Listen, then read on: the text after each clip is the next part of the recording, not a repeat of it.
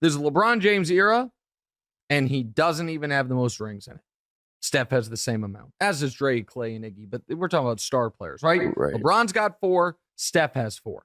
Does that hurt, his case that I believe he's the greatest player ever? I think one could make an argument that it helps his case. Nick Wright is widely known as one of the biggest LeBron James fans in the NBA media, and he will quite literally do anything to boost LeBron's case as the greatest player in NBA history.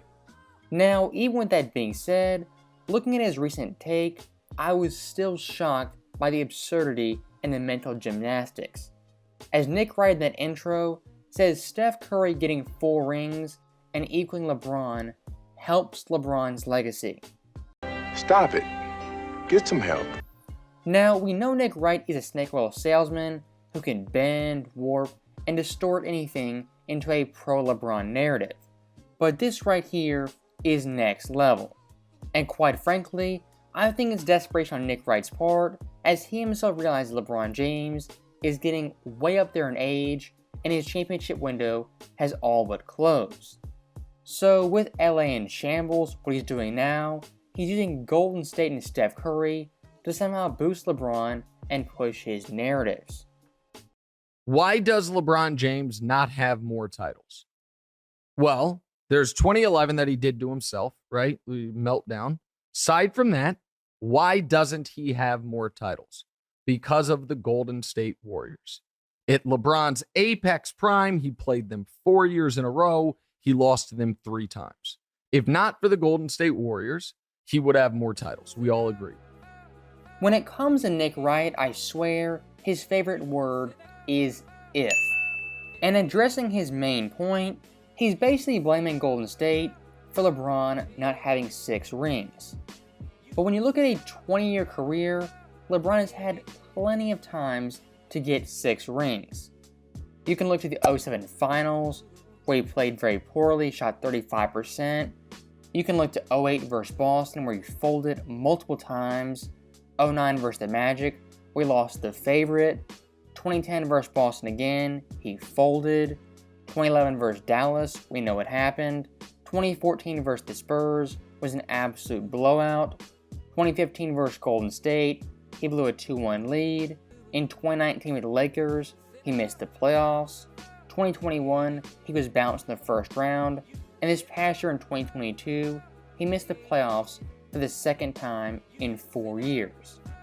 Blaming Golden State for LeBron's lack of rings is a pretty odd argument. And looking at someone like Jordan, one of his biggest rivals in his day was the Detroit Pistons. And much like LeBron versus the Warriors, Jordan versus this team had a losing record at 1-3. Does any NBA fan alive blame Detroit for Jordan not having 7, 8, or even 9 rings? No, they don't, because it's an absurd and ludicrous argument. And at the end of the day, it's built on ifs and not facts. Steph climbing the greatest player pantheon just makes it even more true. It makes it even more like you. acceptable. Right. Why didn't Larry Bird win more than 3? Well, Magic Johnson was winning a bunch then. Do we hold that against Larry? Nope. Because Magic is one of the 10 greatest players ever. So I do get Nick's point saying Larry Bird, he is not blamed for losing to Magic.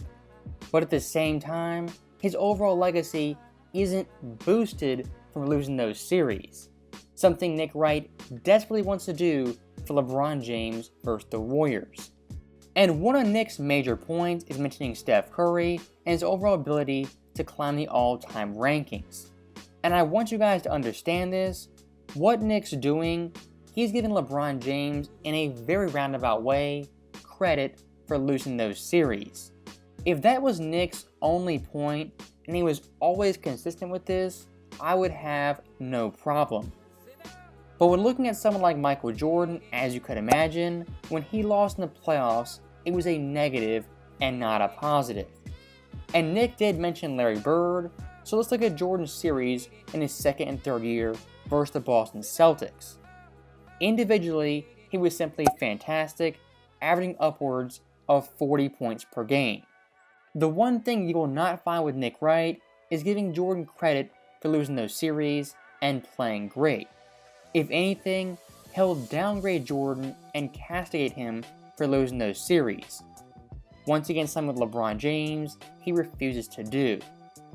And to really point out the double standards, look at this tweet from Nick Wright earlier this year. He mentions Michael Jordan having tons of Hall of Famers winning on his watch in the quote-unquote Jordan era. Now, looking at this tweet, it is kind of stupid and I could debunk it, but that's besides the point. What I want to look at is the double standards from Jordan versus LeBron.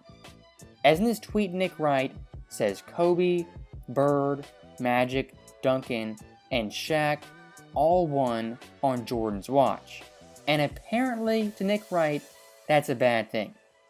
But once again, for LeBron James, when he loses to Steph Curry, that's a positive because Steph is so great and his teams were so amazing. Nick Wright, with his twisted logic, unknowingly, actually boosts Jordan up. As looking at that list, you arguably have 6 players in the top 10 all time. If the Warriors had lost this finals, people unequivocally would say, ooh, that hurts LeBron's legacy. He lost to a team that wasn't unbeatable, wasn't a juggernaut. These kids in Boston beat him. So if the Warriors losing the finals, Kawhi beat him. Now the Celtics beat him. LeBron couldn't, they were beatable. Outside of Skip Bayless, the only person in America who was thinking about LeBron last year's finals was, of course, Nick Wright. And listen to that entire clip, following his logic, it's really, really hard to keep up. And under scrutiny, his points fall apart seamlessly. As Nick Wright clearly says, if the Warriors lost to Boston, they would not be viewed as a juggernaut. Now, speaking for myself, already, I do not view the 2022 Warriors as a juggernaut team. And quite frankly, their overall greatness, championship or not, would not impact my opinion on the 2015, 2017, or 2018 Warriors teams, as 2 of those teams are juggernauts, and all 3 of them were better than the 2022 team. And I do find it pretty ironic Nick Wright brings up Toronto in the 2019 finals, of course, with 0 context. And one last thing I do want to point out, back in 2017, Nick Wright himself picked Cleveland to beat Golden State. If the Warriors make the finals, they can't beat the Cavs. We know that now. This is... Don't be saying we. Speak for yourself. How do we know that? How do we know that? So even Nick Wright himself doesn't believe what he's saying, and looking at his past takes, they do not line up with his views today. And once again, he's being disingenuous, telling half-truths, and per usual, all his points lack any context. Then by definition, if we're going to be fair and logical, and I, as always, am an impartial observer on this, them winning it, even though it gives Steph equal ring count, helps LeBron. Hey, thanks for watching.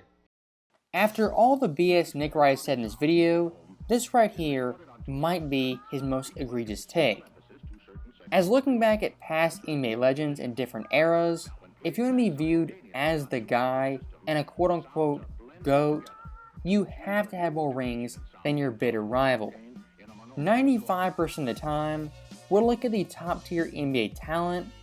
One of the deciding factors is championships. And if Steph gets 5 or 6 rings on LeBron's watch, that's a major indictment and the nail in the coffin for any LeBron GOAT case. And looking back at Nick Wright, why he's making these crazy outlandish arguments is he himself realized LeBron James is done winning championships. He's 37 going on 38, the Lakers are a dumpster fire, and their front office has their hands tied. So at the very least for LeBron James, when it comes to him versus Steph Curry, in the ring count, they'll be tied. Compared to Jordan and any Hall of Fame player from his era, from 84 to 03, they did not win more than 6 championships.